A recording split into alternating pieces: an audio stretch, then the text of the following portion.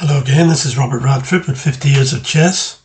I'd like to say that in the 50 years that I've played competitive chess since 1975, I've met a lot of people over the chessboard, and one in particular was a very, very interesting gentleman. His name is Christopher James Austin Jones. He was a teammate of mine at Radford when I played there, and I got to know him reasonably well. And I want to share with you about Chris because he's got a very interesting chess career. In 2012, he was awarded the FIDE Grandmaster of Composition Award for chess problems, and he also represented Scotland in various times of his younger days. And he was also, before he was awarded the Grandmaster Award, he also received the International Chess Composition International Master. That's it, International Master in 2007. There's a picture of Chris. This is him. I can say that his demeanour is very, he's very much a gentleman, very well spoken. He attended Oxford University, and during 72 to 1973, he was a captain of the Oxford University Chess Club. So he was a very strong player,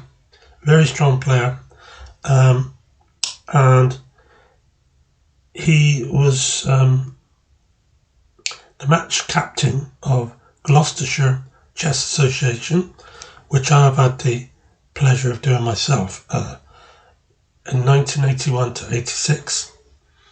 But I was captain of the minor team rather than the major team but later. And also it's worth mentioning that Chris was very much a gentleman. Over the board. He was very respectful to his opponents, and he was always willing to talk to you after the game. And I have a lot of respect for Chris, and he's one of the nicest people I've ever met over the chessboard. He really is. Thank you. So, Chris A. Jones is my opponent that I brought to you today. We met over the board in several times. He'd beaten me twice, I believe. And then one day we met on the 17th of April 2014 when I was playing for South Bristol Chess Club against Radford Chess Club, whom he was playing for at that time. Chris was black in this game, and I began with e4. Chris played his usual pert defence. d4, knight f6, knight c3, g6, knight f3, bishop g7, bishop e2, bishop g4, and bishop e3, castles, queen d2, knight c6, h3. So at this point I have a very slight edge, but that's really because I'm white and I've had an extra move. It's 0.4, which is very minimal. I never expect to get anything from Chris because he's such a good player, such a solid player. He was rated around 183 at this time, which made him around a regional master strength, and had been for many years. I remember when he was close to being national master strength, high up in the 190s of the old BCF grades, and he was still a very strong player even now in this match. And so he took the knight. I took with the g-pawn, which is not uncommon when black chooses to attack, or rather when white chooses to attack black down the king side if it's possible to do so. So Chris played rook e8, and I just played d5 to gain some space and to drive his knight from the c6 square. He's gone knight to b4, a3, and knight to a6. Now I would like to have taken this knight off and doubled those pawns and weakened his queenside pawn chain, but I would have lost a bishop for a knight and also an important piece in this game at this stage. So I played bishop b5 just to annoy his rook on e8. Chris went back with the knight. Now this is when I should have took the knight on a6 for sure, because he can now use that c5 square for one of those knights. Maybe b5 might have been good for me, except of that dragon bishop on g7, which is very strong, and that would be pinning my knight to my rook, which just wasn't very pleasant.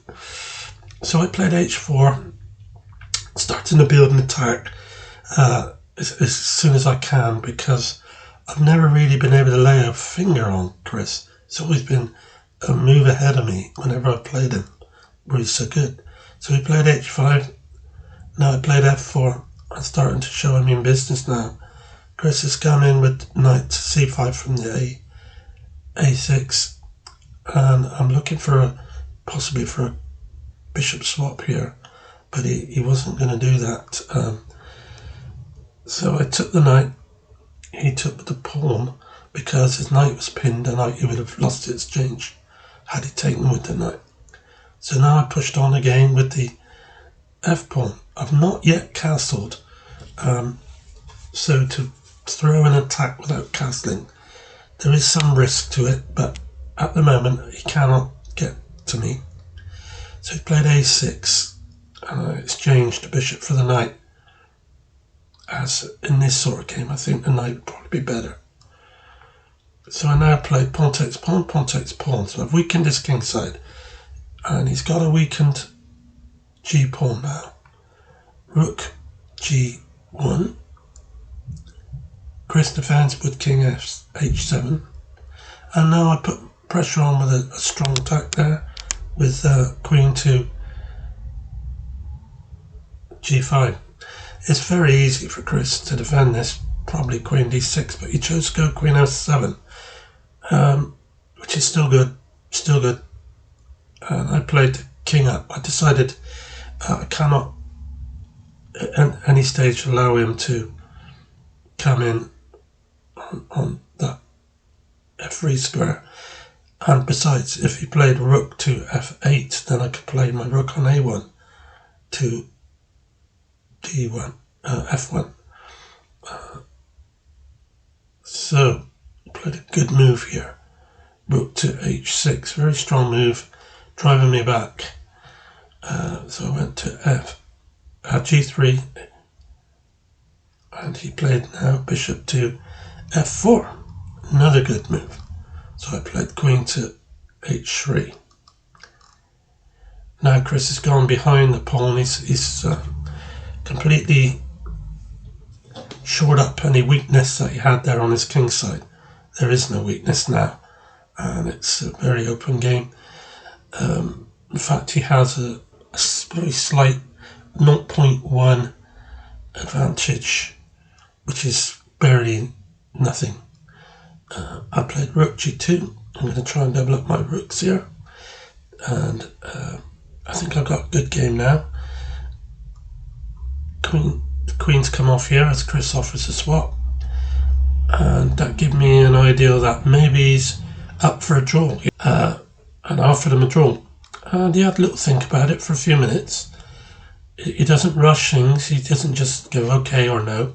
He looks and he assesses, and which is what good players do, and he decided yes, it was a draw, probably at this stage. I was the one who had a 0.9 advantage here.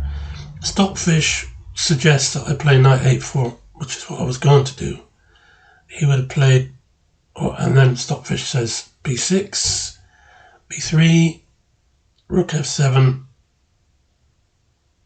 knight back to b2, c6, and knight into d3. And I've got a good game there. So, but it's not good enough to win. And he's a strong player, and I particularly think he's good in endgame play as well. So, yeah, we had a draw. He's just a little bit older than me by 11 months, but you wouldn't think it to look at him. He's a very, very young looking man, really. So, thank you for watching this. I hope you enjoyed it. It wasn't one of these games full of fireworks and absolutely spectacular, but it was a game where I actually drew with a grandmaster, which I'm really pleased about, over the board. And it was, to me, it was almost like a win.